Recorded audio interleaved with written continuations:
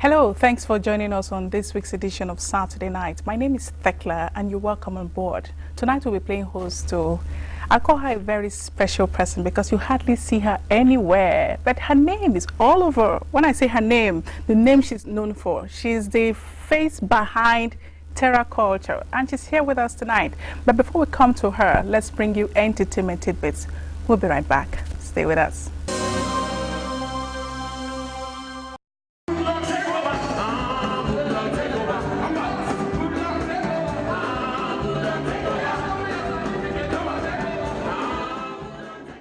It was an evening with the president, Nollywood's way of appreciating the president who believes in the industry.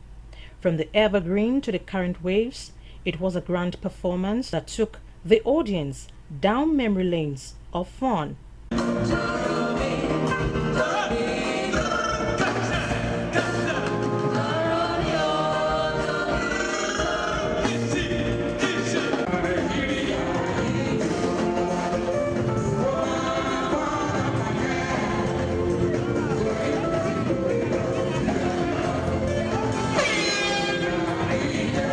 The comedians added colors to the event through their rip-cracking jokes.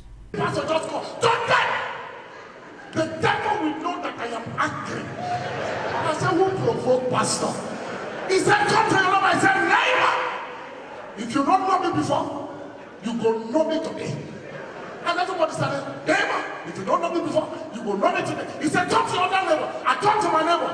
Ladies and gentlemen, I started to go on and I said, At the interactive session, issues bordering on piracy, funding, film grant were part of the issues discussed by the entertainers. The president assured the artist that the federal government will support the nation's entertainment industry through constructive partnership with the private sector to solve some of the challenges confronting the industry. I believe in the private sector to even enhance their earnings. It's even to encourage people to build more cinemas. I believe that if we have public places, most of the cities don't really have where people go and watch things. So at least that, the pirates will not, because the houses will pay what is due to the movie stars. Besides the pomp and pageantry, entertainers also comment on his administration's support for the sector. It's something that that I found very interesting, and it will help to move the industry forward. Not too long ago, I was doing comedy. I didn't even know the name of what I was doing. Before he came in, comedians started getting value. Movie people started getting value. But by the time he came in, he added value. Love for entertainment industry is tremendous. He has done so well in that sector, and he recognizes that Nigerian entertainment industry has moved up in Africa. He recognizes that and wants to expand the scope. The reggae stars who were present raised the roof through their songs as the president danced on.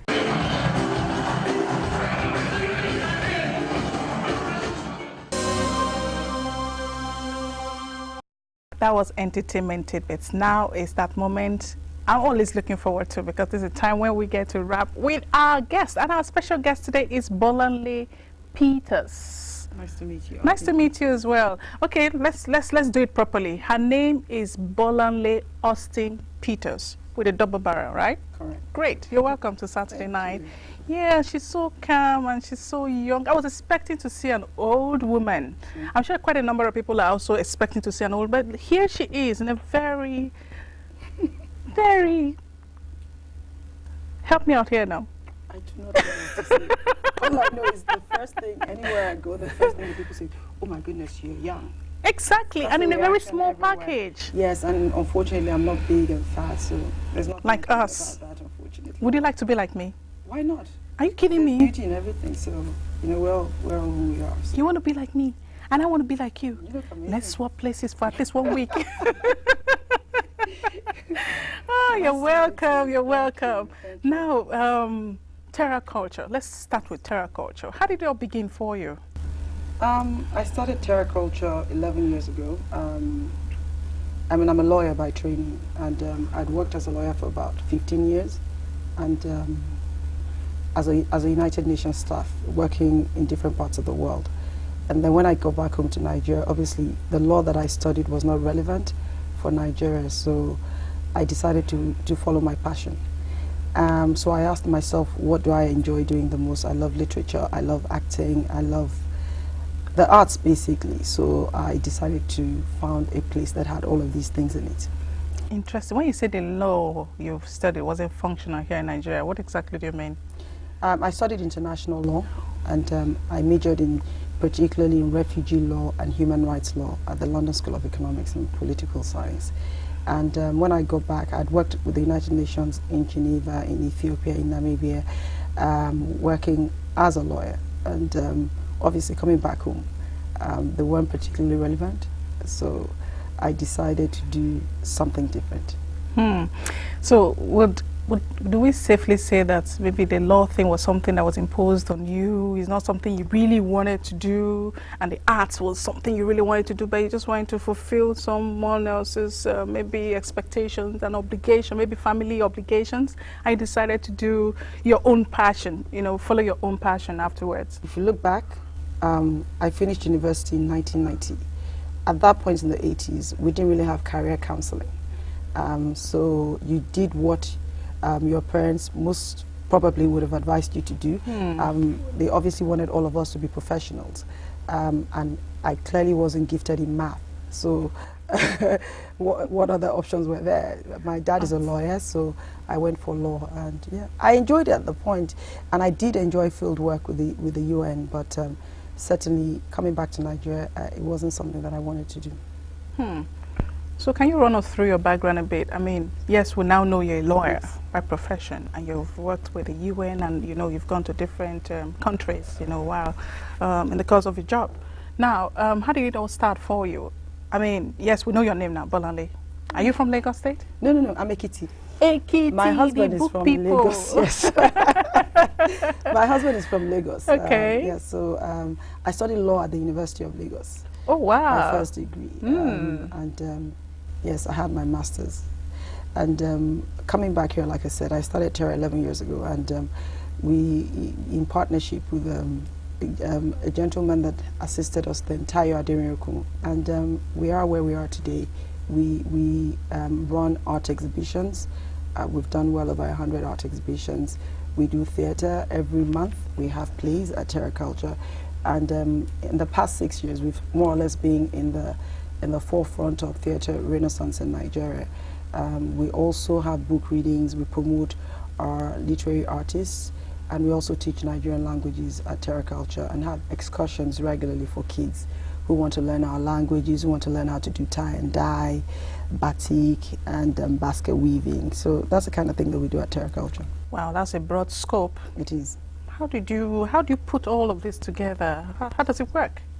I mean, TERRA is quite a big institution now. I think it's recognized in Nigeria and also internationally.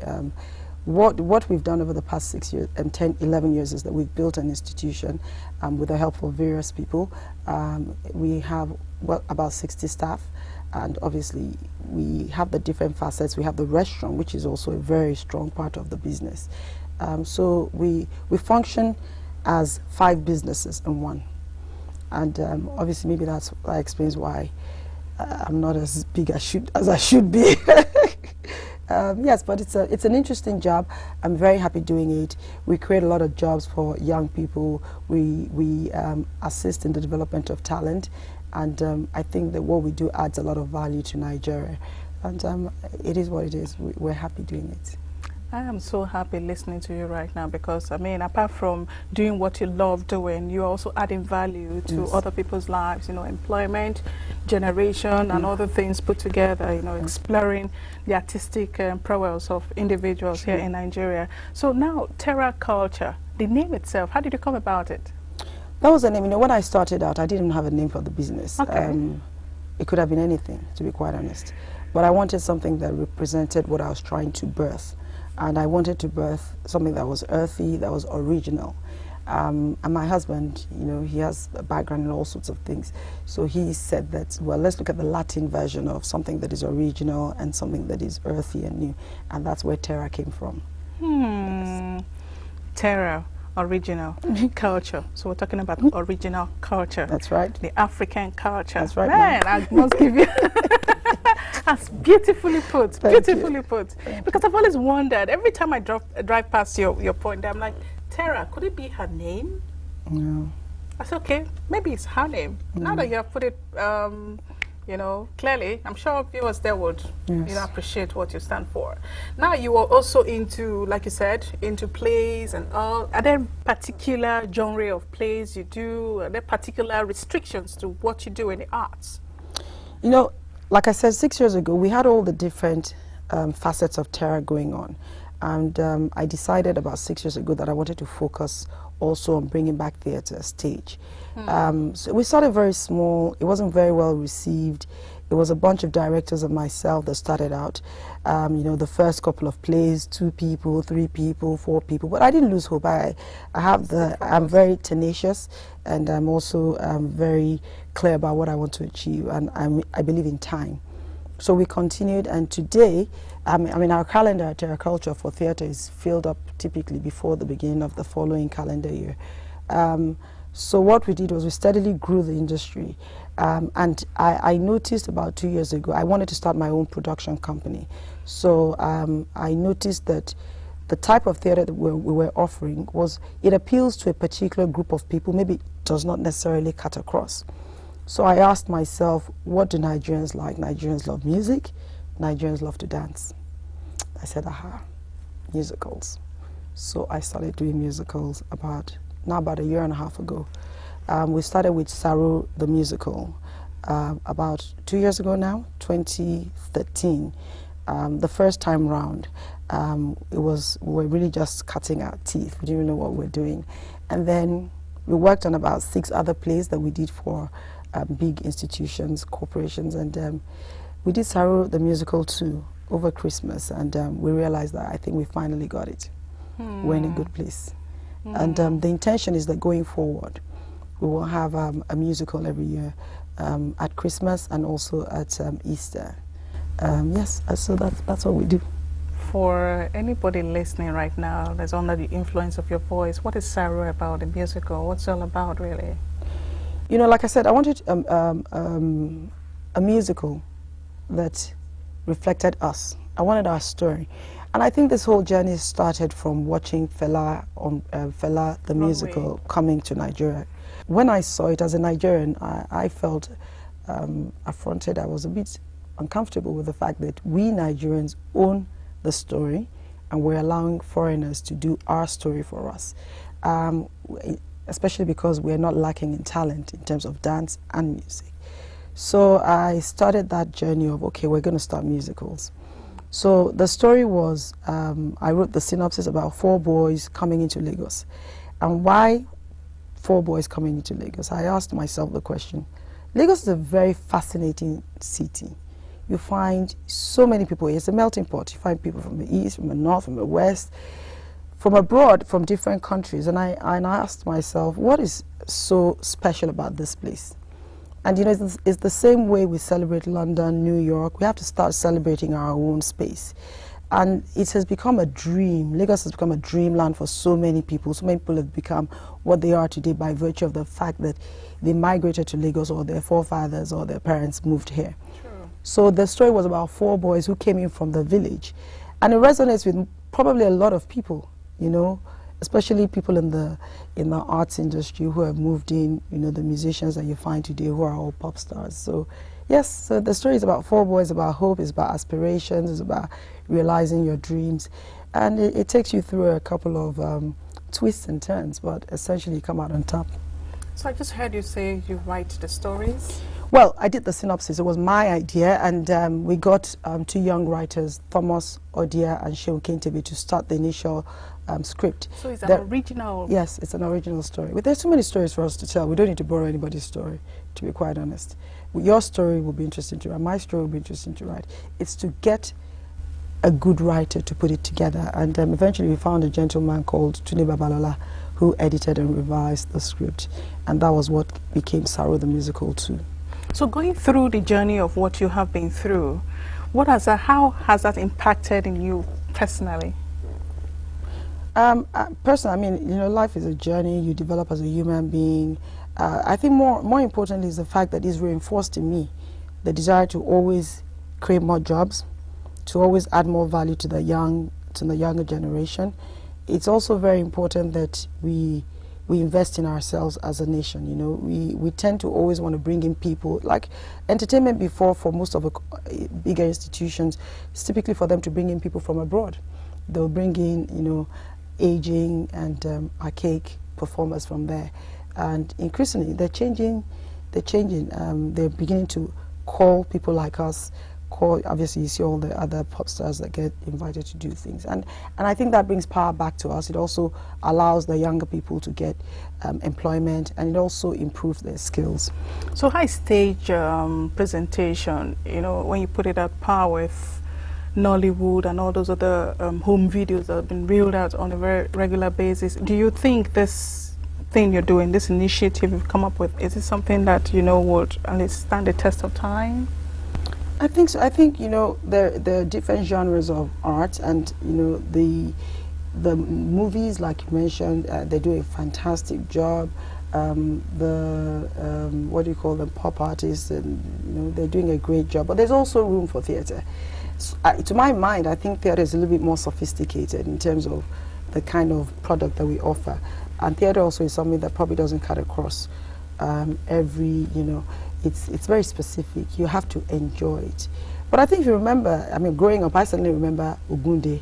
Yeah, Herbert. Duro Ladipo and all these Duro people. Ladipo yes, show. You know, and I think what we've done essentially is we're recreating all of that. And it's very interesting because the difference between it and recorded performance movies, for instance, is that the emotions are raw and the acting is real, and you have to be a very good actor to be convincing on stage. So we're developing a craft there. The reception? Incredible. The last, we had 11 shows over Christmas, completely sold out. And capacity was 720 people per show. So we had well over 7,000, 8,000 people see the show over Christmas. Interesting. So where do you get your fundings from? It's internally generated. You know, unlike institutions abroad, art institutions abroad that are funded by grants and what have you. Charity and all. So yes, we don't get that. We generate our revenue internally from TERRA KULTURE, from the 5 facets that I've already enunciated. But the important thing is, you know, in running TERRA, you realize that the arts can generate revenue. We're not, you know, declaring profits, but we can sustain ourselves without borrowing from anyone. And we've done that successfully for 11 years. And I think that is a model that can be adopted anywhere else in Nigeria as well as abroad. It's actually a very novel experience. For Saro the Musical too, for instance, there are over 100 people in the performance. So we house them, we transport them, we feed them during rehearsals and during the production. We obviously pay fees, and then you have 3 different sets of casts. You have the musicians, you have the dancers, and then you also have the actors, you know, and then you have your crew. So it's pretty elaborate, and the logistics required is actually quite intimidating. But we don't shy away. We do our best. I trust you. We do our best, and God, you know, God always enables us. You can only do your best. Yeah, yes. Imagine you going into anywhere, doing your presentation, speak all those your big English to them, and then they say, come tomorrow. We'll bring English it. does not sell. What sells, please? It is your product, what you've been able to show people you can But if deliver. you say it in pidgin English, they probably not take you very seriously. It's not impossible, but if your pidgin English is solid, they will take you seriously. Please convince me. Sell something to me right now In with pidgin. pidgin English. So. Now you're pushing your luck. Una go buy 'em. It's such a beautiful language, and I'm just not very good at Pidgin. You see? That's what I'm saying. But it's actually very, very beautiful. I love Well, you Pidgin. can get away with pure water, chewing stick, and all nylon bags. But you're talking about big project like that. You say you will go and speak Pidgin and get it. You know what? Language, it's not about the language, about is it English, is it Igbo? Is your ability to deliver it well. If you speak Pidgin convincingly, you can sell anything in Pidgin. People sell products in Yoruba. It's about, like I said, it's about what you've been able to demonstrate over the years. You build a brand. You don't need to speak. If I go and say I want to, if I went maybe 10 years ago and asked for TERRA KULTURE, I wanted money for TERRA, probably nobody will give you. You've demonstrated a track record of excellence, so people will give you. So it's the same thing. Anybody who goes forward now and has a brand, or they've invested in a brand, or they are the brand, the people will invest in you if they believe that you have a story to tell. So in Pidgin, the next time I come out, just you can rehearse. You now no go buy them. Yes. So you see. Okay. I said that's fair enough. You keep repeating that one over and over and over. I'll get there. I'll get there. Okay. I wish you luck on Thank that. you. Now, behind this face, yes, we can see that you're a very serious person. Serious. You go all out for what you want and you get it. You get results. But behind this face, behind you, who is Bolanle? Yeah, I think this is me. I am who I am. I don't know. It's probably easier for somebody else to tell you who I am than... When you look in the mirror, what do you say? When I look in the mirror, I see a very confident woman and a God-fearing woman. That's it. So you're married? Married for over 20 years, 18 years. I don't know. What do you do? How do you do it? I have 2 children. Yes. How old? 17 and 13. Holy Moses. You could actually pass for a 22-year-old. I'm sure I'm not the only person At the telling airport, you when that. I travel my daughter and they stop us and I'm like, yeah, I'm the mom. They're like, right. Dream on. Then they see my age. Madam? So how does that make you feel? Are you flattered? No, initially I used to feel insulted. Oh. Yes. Okay. But now I'm used to it because you get the same reaction you get in Nigeria, I get it in London, I get it in America. So I realized that it wasn't because Nigeria was, you know, I'm looking for the word now. I used to think before it was Nigerian men that had issues, but now it's, and women say it, men say. So I realized that I genuinely do look a particular way, so it doesn't bother me anymore. So off camera now, shall you give me some of those tips? It's exercise. Workout? Oh my goodness, I exercise. Every day? 3-4 days a week. There was a time I used to do 6 days a week. So what made you stop? You were It becoming was too too thin. much, yeah. It was too much. So what do you do at your leisure time? Generally, Generally? I sleep a lot. You sleep? I sleep. I sleep. I sleep. I You love don't look sleeping. like somebody who sleeps. I sleep and then I eat a lot and then I exercise a lot. You eat a lot. I do. These are 2 contradictory I eat a lot and I paths. burn it. I'm obsessive about exercising, by the way. I used to be completely So what's your favorite obsessed. food? Ewa. Ewa. Beans. Please, these things must not go on television. We are live. No, tell me you're joking. Please tell me. Give me gist. No, I'm going to die. We're not. They will edit it, There are right? cameras here. But it's What not live, so you're going to edit. Go talk to Just me. let me keep the serious face now. You know, what do I like best? Yes. Oats. I have to start changing it now. I start saying some nice posh things. You know, Okay. From like caviar. Ewa to oats. caviar. Caviar. What of the original one? Is it kunu I or love zobo? beans and dodo. Bam. That's I love it. Absolutely. And your drink? Water. Water. Oh, no, anyway, that's fair enough. I really like water. That's fair. Don't worry. When you see this whole thing later, you know. would really love it. I know. And it's been a pleasure. Okay, before we go, you said you're having another Saro. This Sarah the Musical 2 shows again at the Muzon Shell Home, 1st to the 6th of April 2015. 2 days, 2 shows per day. We hope to see you all there. Am I invited? You will definitely. You're on board. How many tickets? Tekla, where are you going? How many tickets do I I'm have? giving Put all it your on guys. national Yes. television. Everyone here is invited. We shall be sending you tickets at the National Theatre to see. Director is already nodding his head to see Saro the musical too, and you will absolutely love it. And thank you for inviting me. It was really a pleasure. It's been a pleasure. You want to wrap the show? Keep listening to NTA. Wonderful station. It was a pleasure having Thecla with me. I absolutely loved the interview. I hope to see you all at Saro the musical too. Thank you. Please, next time we'll swap seats. You'll be here. It's been a pleasure. Thank you so much for coming. In fact, I've thoroughly enjoyed myself, and I hope you have as well. And I'm hoping that the viewers have totally enjoyed themselves. And on that note, we'll say thank you so much for staying tuned to this week's edition of Saturday Night. Until next week, like I'd always say, be kind to one another. See you next time. Thank you. Yeah.